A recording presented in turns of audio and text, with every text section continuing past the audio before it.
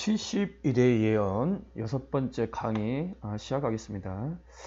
70일의 예언 안에는 초림에 대한 예언, 역사 가운데 그리스도께서 몇 년도, 몇 월, 며칠에 왕으로 등장할 것인지 그 초림에 대한 예언과 그리고 이방인에게 십자가의 사건으로부터 이방인에게 복음이 땅끝까지 증거되므로 이방인의 충만한 수가 채워지는 그 이방인의 때에 대한 예언, 즉 교회 시대에 대한 예언이 계시되어 있고 예언되어 있고, 그리고 마지막에 이방인의 때가 차면 이방인의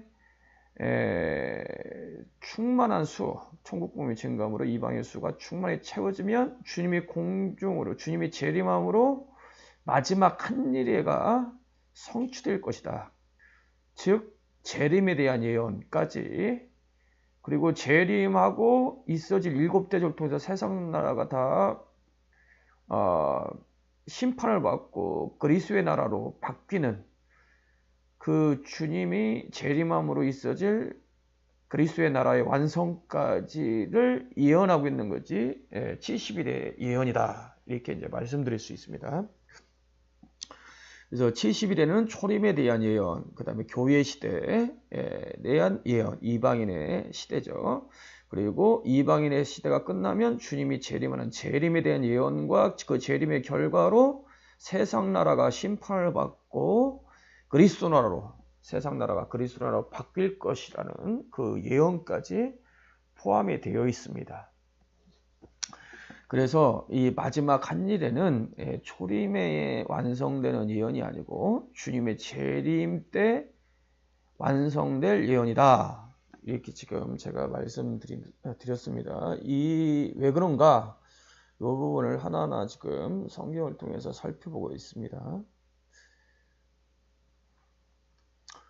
그래서 첫 번째 이유, 마지막 한 일회가 주님의 재림 때 있어질 사건이다라는 이유가 바로 이제 70일의 예언 안에 바로 AD 70년도 예루살렘의 멸망에 대한 예언이 이제 포함되어 있기 때문에 70일에는 초림 때 완성될 마지막 한 일에 70일의 중 마지막 한 일에는 초림 때 완성될 예언이 아니다라는 걸 말씀드렸고요. 저번에요. 두 번째, 문맥상 봤을 때 마지막 한 일에는 마지막 시대 재림 때 있어질 사건이다. 그다음에 이제 세 번째, 오늘 이 다니엘이 70일 중 마지막 한 일에는 다니엘서 자체가 주님의 재림 때 있어질 사건으로 그렇게 기록을 하고 있습니다.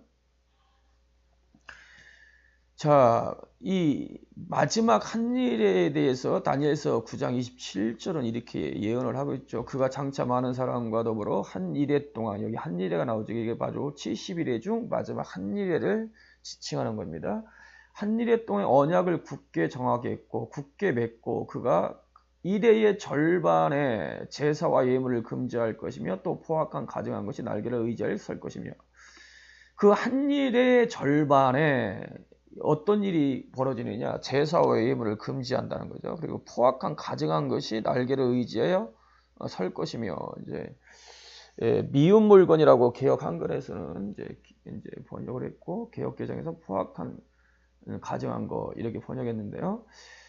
일회의 절반, 마지막 한 일회의 절반에 이런 사건이 있다는 거예요. 그 한 일회의 절반을 다니엘서 12장에서는 한때, 두때, 반때로 이렇게 표현합니다. 한때, 두때, 반때. 한때, 두때, 반때가 한 일회가 7년이고 7년의 반이 3년 반인데 한때, 두때, 반때가 3년 반입니다. 한때 1년, 두때 2년, 반때 반년, 도합 3년 반. 그러니까 다니엘서 12장에서 이야기하고 있는 한때, 두때, 반때는 다니엘서 9장 27절에 70일의 중 마지막 한 일의 절반을 이렇게 달리 표현한 겁니다. 계시록에서는 42달 1260일, 그 다음에 한때, 두때, 반때 이렇게 마지막 한 일의 절반을 이제 42달로 표현해서 42달이 3년 반이잖아요. 42달로 표현하기도 하고 1260일 이게 이제 3년 반이거든요. 그러니까 이 마지막 한 일의 절반을 1260일로 표현하기도 하고 이렇게 한때, 두때, 반때로 또 이제 표현하기도 합니다. 이게 다 마지막 한 일의 절반을 이렇게 설명한 거죠. 동일한 얘기죠. 그래서 일의 절반, 한때, 두때, 반때, 42달, 1260일 다 같은 이제 표현이다. 같은 이야기다라는 것을 먼저 이해를 하시면 되겠고요. 자, 그런데 그 마지막 한 일의 절반의 사건이 언제 있을 것인지 다니엘서 12장에서 다니엘은 이렇게 말하고 있죠. 일의 절반의 사건, 한때, 두때, 반때, 이게 일의 절반의 사건이거든요. 이 한때, 두때, 반때에 있어질 사건을 다니엘서 12장에 이렇게 표현해요. 또 환란이 있으니 이는 개국 이래로 그때까지 없던 환란일 것이며.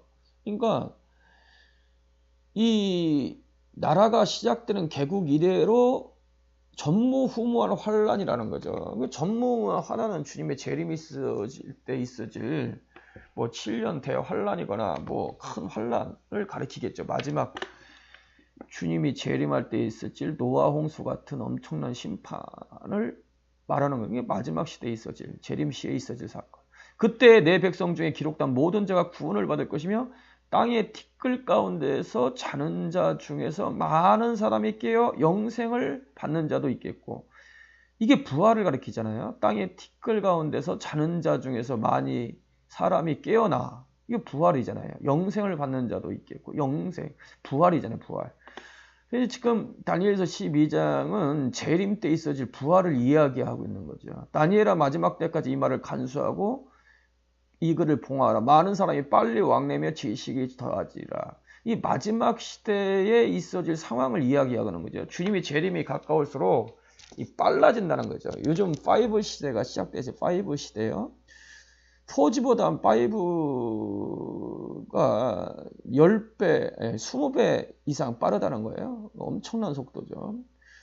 영화 한 편을 다운받는데 뭐 예전 같았으면 뭐 8초에서 16초 걸리는데 지금 1초도 안 걸린다고 그래요. 엄청난 빠른 속도로 5 시대가 도래하므로 엄청난 그 빠른 속도가 이제 정보를 제공하게 되고 정보가 전달되게 되고 굉장히 빨라진 거죠. 그리고 지식이 더해지리라. 빅데이터가 엄청나게 이 인터넷이 발전이 되면서 지금 쌓이고 있고 5 시대가 도래하면서 더 사물 인터넷까지 다 연결이 되기 때문에 엄청난 정보들이 이제 축적이 됩니다. 상상을 초월하는 어떤 정보들이 이 빅데이터가 축적이 되는 시대가 지금 도래했어요. 그런데 주님이 재림에 가까울수록 이런 일이 더 빨리 왕래하고 지식이 더해지는 역사가 있다는 것이죠. 그런데 이는 주님의 재림에 있어질 사건을 이야기하면서 한때, 두때, 반때에서 말하는 거예요. 한때, 두때, 반때. 한때, 두때, 반때. 마지막 한 일의 절반. 마지막 한 일의 절반. 다시 말해서 한때, 두때, 반때를 지나서 성도의 권세가 다 깨어지기까지니 그렇게 되면 이 모든 일이 다 끝나리라. 그러니까 이 한때, 두때, 반때, 마지막 한 일에 70일 중 마지막 한 일에는 주님이 재림할 때 부활의 사건이라든지 환란, 개국 이래 없었던 환란이라든지 뭐 엄청난 그 빠른 속도로 사람이 왕래하고 지식이 더해지는 사건들, 그런 마지막 시대에 있어질 사건 때 성취될 예언이다라는 거죠. 마지막 한 일의 절반, 한때, 두때, 반때, 이 마지막 한 일에는 주님 재림했을 때 있어질 환란, 전무후무한 환란, 부활의 사건, 이런 사건이 있을 때 성취될 예언이다라고 지금 다니엘서 12장은 그렇게 말하고 있는 거예요. 자, 이 다니엘서 7장에서도 한번 보게요. 7장에서도 보니까요. 그가 장차 지극히 높으신 이의 말을 말로 대적하며 또 지극히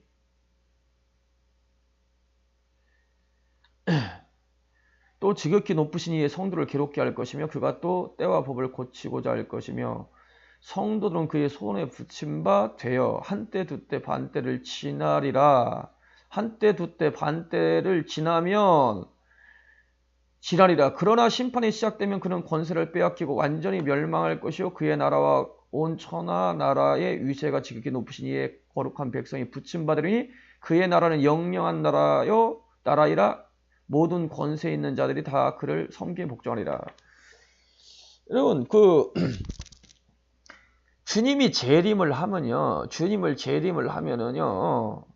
온 천하가 심판을 받게 돼요. 심판이 시작되면 그의 권세가 빼앗기고, 그의 권세라는 것은 성도들을 괴롭혔던 적그리스도를 가리키거든요. 적그리스도의 권세가 뺏기고 완전히 멸망당할 것이고, 그리고 나라와 권세 온 천하의 위세가 지극히 높으신 이의 거룩한 백성에 붙임받아요. 그러니까 세상 나라가 그리스도의 나라로 바뀌고, 그 그리스도의 나라는 그리스도의 신부인 성도들이 바로 왕노릇 하게 된다는 거죠. 그리스도의 나라예요. 그의 나라는 영원한 나라라. 예? 모든 권세 있는 자 다 그의 섬기며 복종하리라. 이건 주님의 재림 때 있어질 사건 아닙니까? 그죠? 그러니까 한때, 두때, 반때, 이 마지막 한일의 절반, 이게 마지막 한일에는 주님이 재림할 때 있어질 사건이라는 것을 여기서 분명히 말하고 있는 거예요. 그래서 한때, 두때, 반때가 주님이 재림하면서 7년 환란이 끝나면 그때 세상 나라가 완전히 심판을 받고 그리스도의 나라로 세상 나라가 7대적으로 완전히 쓰러지고, 완전히 깨어지고, 그리스도의 나라로 화해져 버리는 거죠. 그리스도의 나라가 되는 거죠. 그리스도 왕노란 성도들과 함께. 그래서 마지막 한일의 절반, 이 절반의 사건은 마지막 시대에 있어질 사건이다. 재림 시대.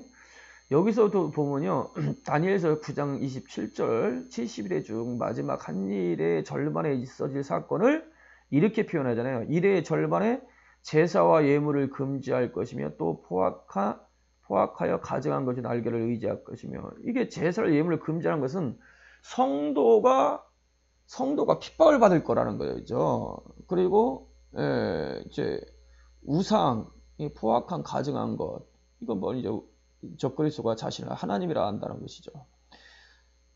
그 일의 절반의 사건을 이 다니엘서 7장에서는 이렇게 표현한 거예요. 지극히 높으신 이의 말로 대적하며, 이게 뭐냐면 이게 하나님의 자신을 하나님이라 한다는 거죠. 또 지극히 높으신 이의 성도를 괴롭게 하며 그 제사와 예물을 금지한다는 얘기죠. 그가 또 때와 법을 고치고자 할 것이며 성도는 그의 손에 붙임바되고, 이것이 이제 제사와 예물을 금지할 것이며 그 뜻이에요. 다니엘서 9장 27절에 말했던 되어 한때 두때 반때를 지나며, 그러니까 마지막 한일의 절반에 이런 사건이 있을 것이다 라는 것을 다니엘서 9장 27절의 말씀을 다니엘서 7장 25절에서 27절까지 동일하게 지금 반복해서 예언하고 있는 거예요. 그래서 이 마지막 한일회가 재림 때, 초림 때 완성되는 예언이 아니고 재림 때 있어질 예언이다. 재림에 대한 예언이다 라는 거죠.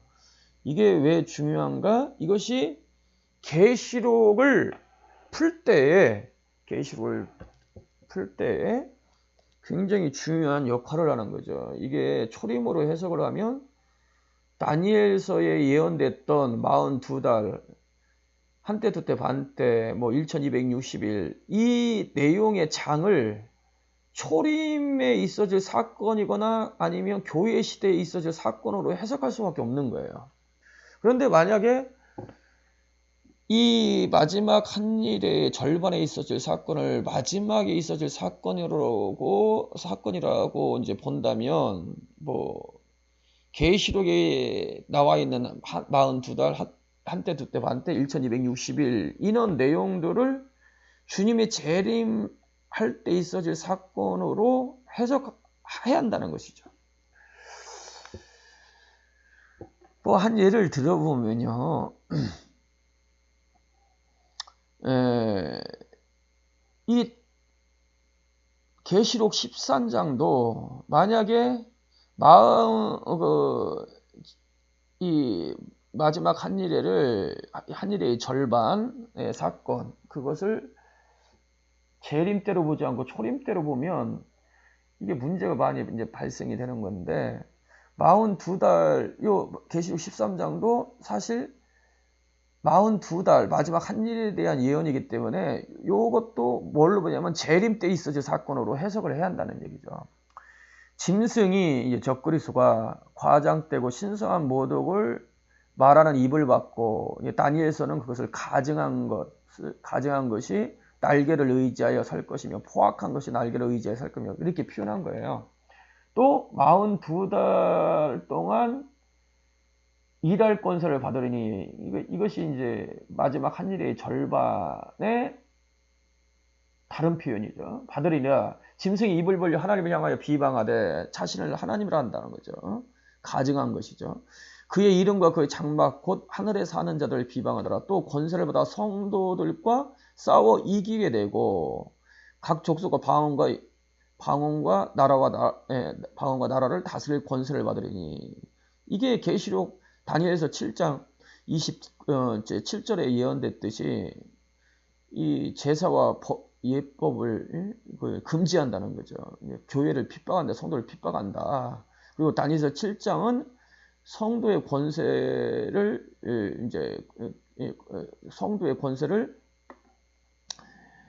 성도를 괴롭게 할, 지극히 높으신 이의 성도를 괴롭게 할 것이다. 이렇게 표현했어요.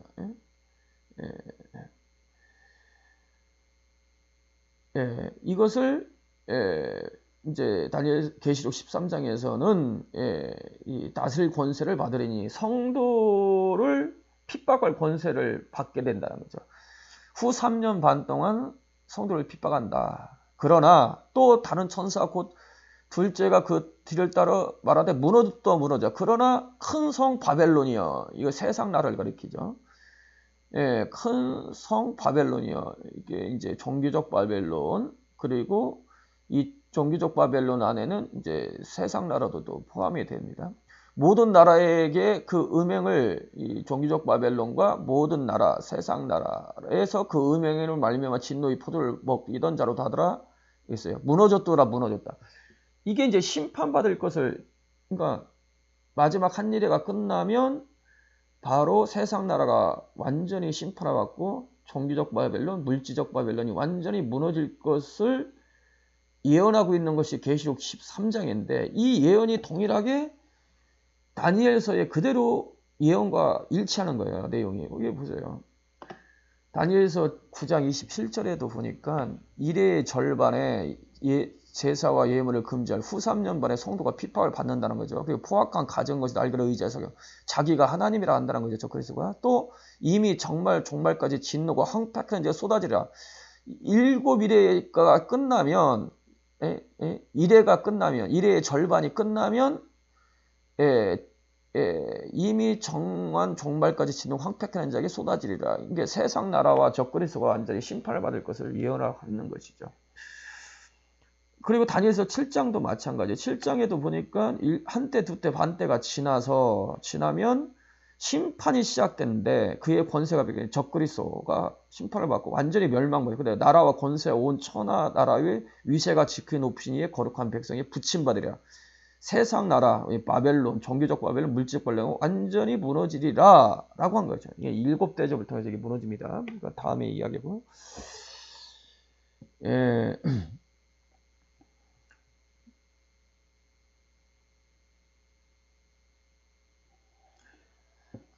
계시록 12장도 마찬가지예요. 12장도 마지막 한일의 절반을 1260일, 1260일로 표현하고 또 한때, 두때, 반때로 표현하는데, 계시록 12장도 초림으로 마지막 한일을 해석할 것이냐 아니면 재림 때 있을 사건을 해석하냐에 따라서 완전히 판도가 달라져요.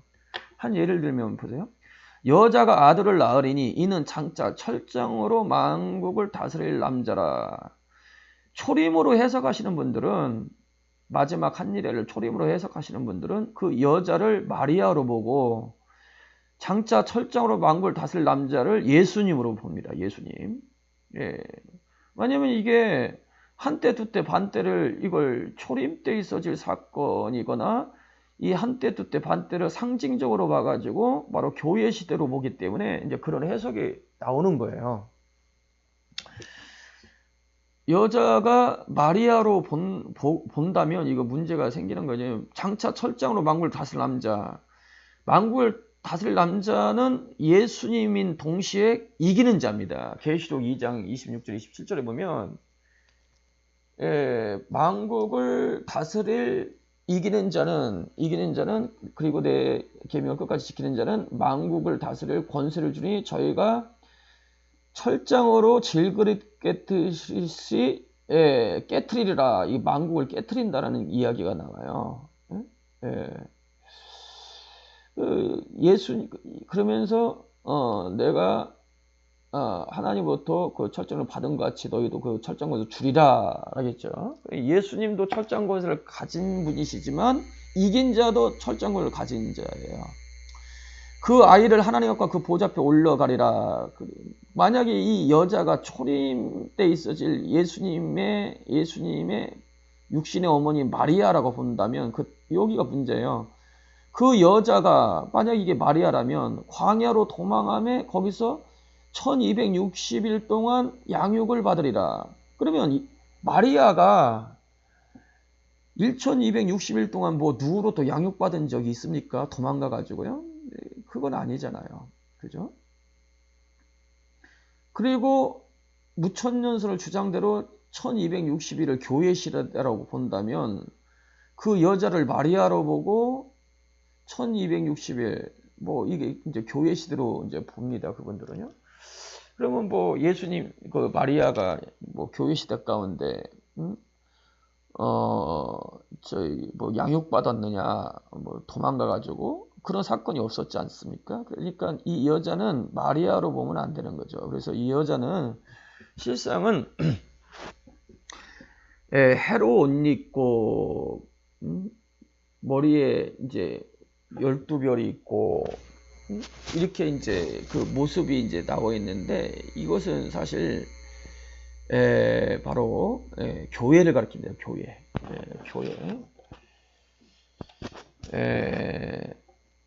해라는 것은 하나님 자신이고 하나님 자신을 옷 입었다. 해는 뭐 그리스도를 가리킬 수도 있고요. 그러니까 하나님으로 옷 입은 그리스도로 옷 입은 덧입은 바로 교회를 가리켜. 이 교회라가 여자로 표현되죠. 여자. 교회는 하나님은 남자로 표현하고 교회는 여자로 표현합니다. 교회가 아들을 낳으리니, 그러니까 교회가 이 장차 철저한 것을 받아서 이기는 자를 산출한다는 거예요. 이긴 자를 산출한다. 그러니까 여자는 연약하잖아요. 연약한데 아들은 강한 자거든요. 그러니까 연약한 교회가 그 가운데서 강한 이기는 자를 산출할 것을 예언하고 있는 거죠. 그래서 그 이기는 자가 하나님 앞과 그 보좌 앞으로 올려가더라. 이것만이면 다음에 뭐 계시록 할 일이 있으면 이 부분을 구체적으로 설명을 하는데, 주님이 재림할 때 먼저 가장 높은 하늘에서 성도들이 죽으면 가 있는 셋째 하늘인 낙원으로 먼저 내려오십니다. 그 내려오셔서 그 성도를 데리고 먼저 오는데 누굴 데리고 오냐? 역대로 죽었던 이긴 성도를 데리고 공중 재림합니다. 이 공중이라는 것은 먼저 보이는 공중이 아니라 사탄이 장악하고 있는 영계를 가립니다. 그래서 에베소 2장 2절에 사탄을 가리켜 공중 권세 잡으라 했는데, 그 공중은 보이는 공중이 아니고 사탄이 장악하는 영계를 가리킵니다. 그 영계에 데살로니가전서 4장에 보니까 공중으로 재림한다. 사탄이 장악하고 있는 그 공중으로 재림했을 때 사탄은 거기서 이기지 못하고 쫓겨내려옵니다. 그래서 계시록 12장에 보니까 하늘에 전쟁이 있으니 미가엘 전쟁의 전인데, 이 사탄이 옛뱀 용이라고 하는 그 뱀이라고 하는 그 사단이 이기지 못하고 이제 쫓겨내려오는 사건이 있거든요. 그게 뭐냐면은 주님이 바로 영적인 그 세계에서 먼저 가장 높은 하늘에서 세 번째 하늘로 내려오셔서 이기는 성도를 데리고 사탄이 장악하고 있는 두 번째 공중으로, 사탄의 장악의 공중으로 오실 때 사탄이 쫓겨내려가는 거죠. 쫓겨내는 거죠. 그래서 그 사건을 지금 계시록 12장에 지금 말하고 있는 겁니다. 주님이 재림할 때 역대로 죽었던 자, 장차 철장 권세로 만국을 다스릴 남자, 먼저 죽었던 사람들이 먼저 이 땅에서, 낙원에 있는 성도도 이 땅에 주님과 함께 와서 부활 휴거, 부활 휴거라는 게 다른 게 아니라 부활한다는 의미입니다. 부활, 먼저 부활한다.